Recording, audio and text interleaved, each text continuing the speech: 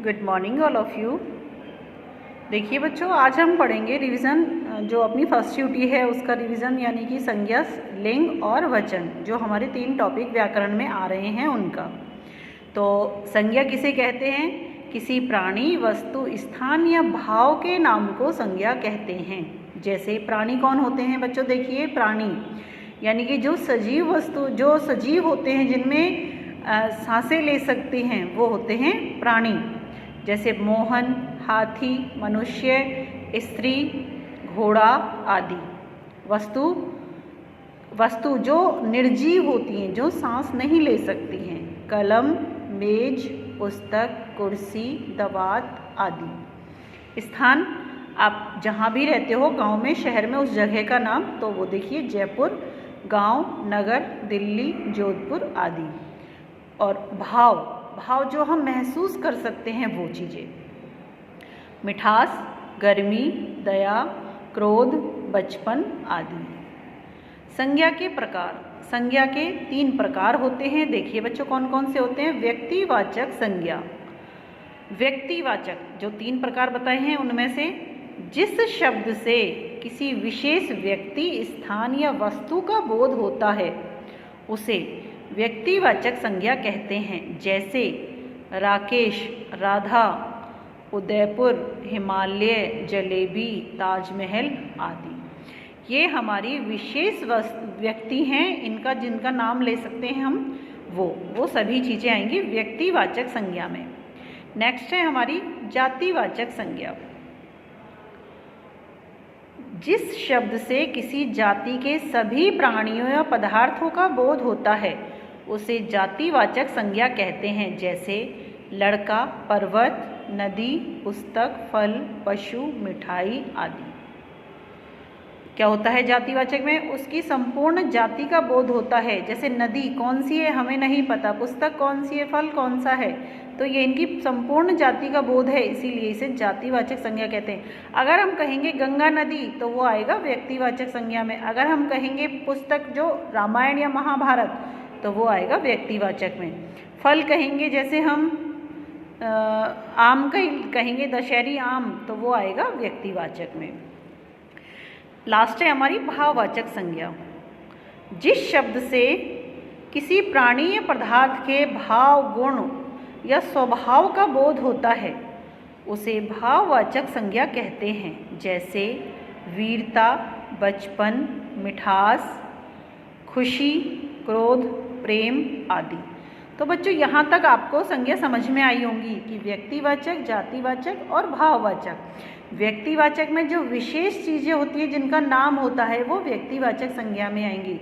जातिवाचक में यानी संपूर्ण जाति का बोध कराने वाले शब्दों को जातिवाचक संज्ञा में लेंगे। और भाववाचक संज्ञा जिसमें हमारे मन के भाव प्रकट हों, जो हम महसूस कर सकते हैं, वो सब हमारी भाववाचक संज्ञा में आएंगे।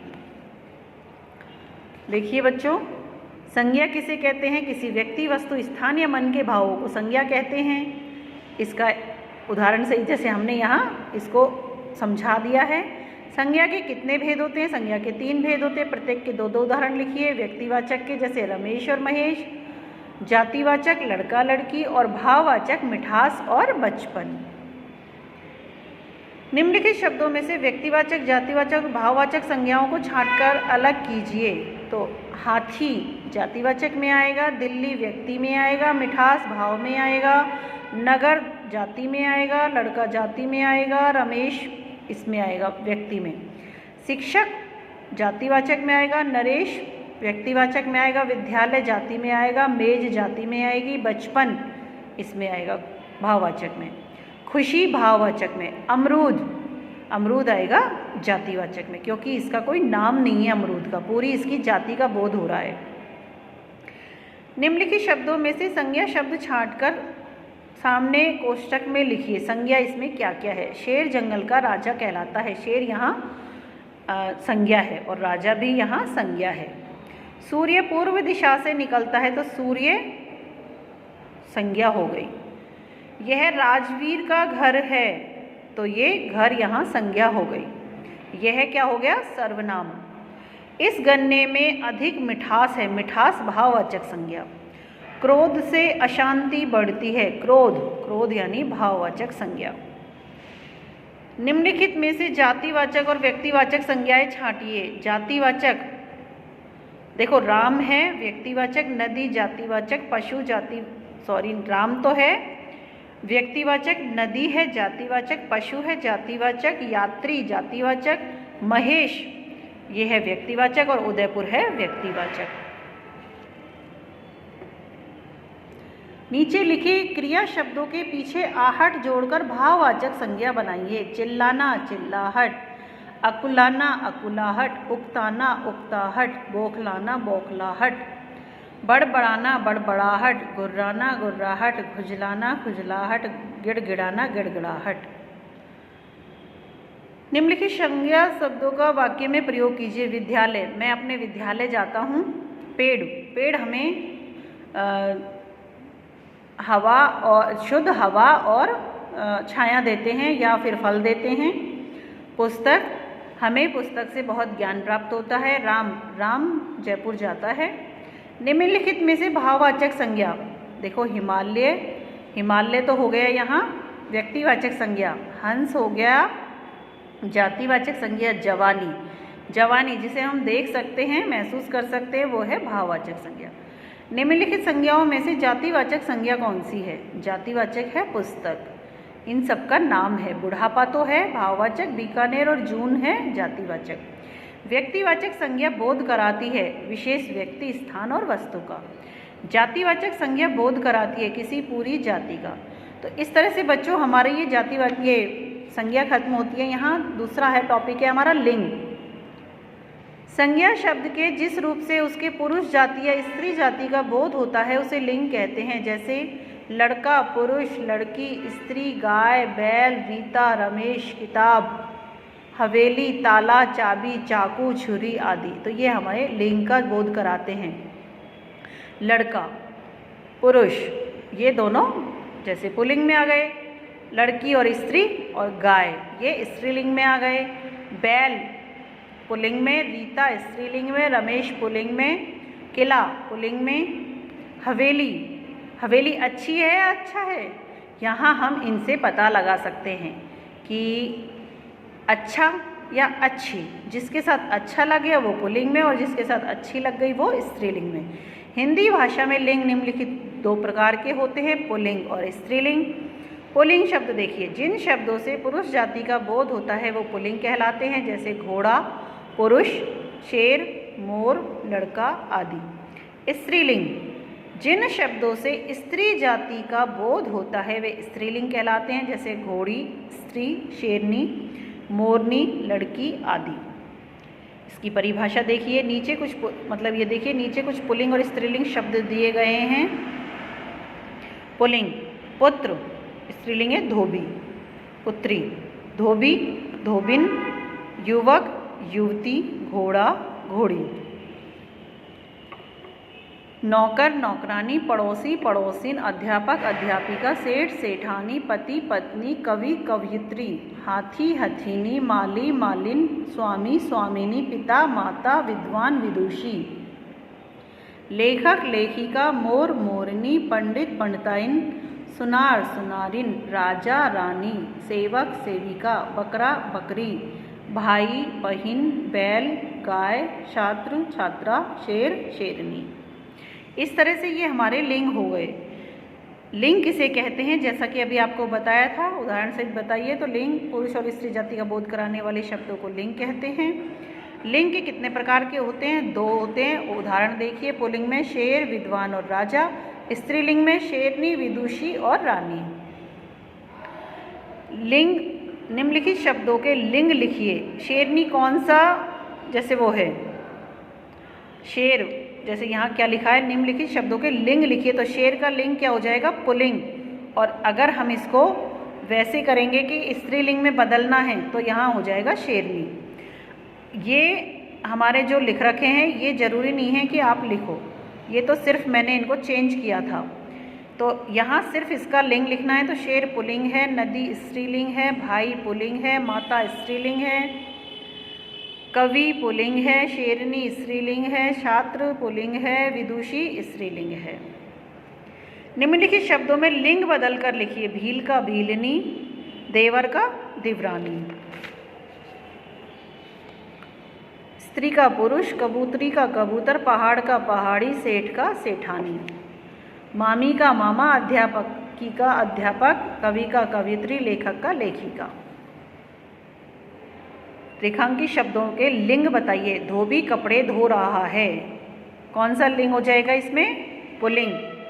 युवती खाना बना रही है, स्त्रीलिंग। राजा प्रजा का ध्यान रख रहा है, पुल्लिंग। माली बागवानी कर रहा है, पुल्लिंग। छात्रा पढ़ रही है, स्त्रीलिंग। बैल चारा खा रहा है, पुल्लिंग। अध्यापिका पढ़ा रही है, स्त्रीलिंग। विदुषी का पुल्लिंग क्या हो जाएगा? विद्वान। लड़का का लिंग है पुल्लिंग। कृष्णा में कौन सा लिंग है? स्त्रीलिंग। तो इस तरह से हमारे ये लिंग पूरे होते हैं। अब है हमारा टॉपिक वचन। नंबर्स। शब्द के जिस रूप से उसके एक या अनेक होने का बोध होता हो उसे वचन कहते हैं। हिंदी भाषा में वचन निम्नलिखित दो प्रकार के होते हैं, एक वचन और बहुवचन। शब्द के जिस रूप से व्यक्ति के एक या एक होने का बोध होता हो उसे एक वचन कहते हैं, जैसे गाय, मेज, पुस्तक, लड़का आदि, ये एक वचन है। बहुवचन। शब्द के जिस रूप से एक से अधिक व्यक्तियों या वस्तुओं का बोध होता हो उसे बहुवचन कहते हैं, जैसे गायें, मेजें, पुस्तकें, तोपे आदि। नीचे कुछ एक वचन तथा बहुवचन शब्द दिए गए हैं, देखो आपको पता चल जाएगा कि एक वचन और बहुवचन। लड़का एक वचन, लड़के बहुवचन। बेटा, बेटे, कौवा, कौवे, पपीता, पपीते, पुस्तक, पुस्तकें, सड़क, सड़कें, गाय, गायें, आँख, आँखें, घोड़ा, घोड़े, चीता, चीते, गुब्बारा, गुब्बारे, बगीचा, बगीचे, भैंस, भैंसें, किताब, किताबें, तोप, तोपे, पलक, पलकें। इस तरह से हमारा ये वचन का जो टॉपिक है ये आपको समझ में आया होगा कि एक वचन और बहुवचन में। वचन किसे कहते हैं? शब्द के जिस रूप से उसके एक या अनेक होने का बोध होता है उसे वचन कहते हैं। ये दो प्रकार के होते हैं। एक वचन से आप क्या समझते हैं? इसको उदाहरण लिखिए। शब्द के जिस रूप से व्यक्ति या वस्तु के एक होने का बोध होता हो उसे एक वचन कहते हैं, जैसे पुस्तक और आँख। बहुवचन से आप क्या समझते हैं? शब्द के जिस रूप से व्यक्तियों वस्तुओं के एक से अधिक होने का बोध होता हो उसे बहुवचन कहेंगे, जैसे पुस्तकें और आँखें। निम्नलिखित शब्दों के वचन बदलिए। पुस्तक का पुस्तकें, नदी का नदियाँ, स्त्री का स्त्रियाँ का स्त्री, कौवा का कौवे, लता लता, आँख आँखें, लड़का लड़के, घोड़ा घोड़े। निम्नलिखित शब्दों के बहुवचन लिखिए। लीची का लीचियाँ, लड़का लड़के, रानी रानियाँ, मेला मेले, कलम कलमें, वस्तु वस्तुएं, थाली थालियाँ, कहानी कहानियाँ और कविता कविताएं। बहुवचन बनाओ। पहाड़ी का पहाड़ियाँ, नदी का नदियाँ, घाटी का घाटियाँ, झाड़ी का झाड़ियाँ, कारखाने, कपड़ा का कपड़े, चमड़ा का चमड़े, मौका का मौके।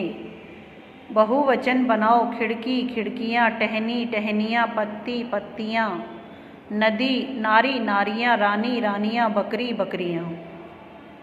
शब्द के पीछे औ जोड़कर बहुवचन बनाओ। देश देशों, युद्ध युद्धों, गांव गांवों, लोग लोगों, आवास आवासों, रात रातों, सैनिक सैनिकों, मित्र मित्रों। निम्न में से बहुवचन शब्द छांटिए। चिड़िया एक वचन है, चिड़ियाँ बहुवचन है, पुस्तक एक वचन है। ठीक है, तो ये चिड़ियाँ आ जाएगा। एक वचन का उदाहरण कौन सा है? संतजन पूरा समाज हो गया ये। रातें, गाय और पत्ते, तो ये गाय एक वचन हो गया। तो बच्चों ये हमारा रिवीजन हो गया है 3 चैप्टर का, संज्ञा, लिंग और वचन। आपको वीडियो ध्यान से देखना है और तीनों टॉपिक क्लियर करने हैं ताकि आप एग्ज़ाम में बहुत अच्छे से कर सको। और वीडियो को बहुत समझ के देखना है और आप अपनी बुक में से पूरा लर्न करोगे तो आपको और अच्छे से समझ में आ जाएगा। धन्यवाद।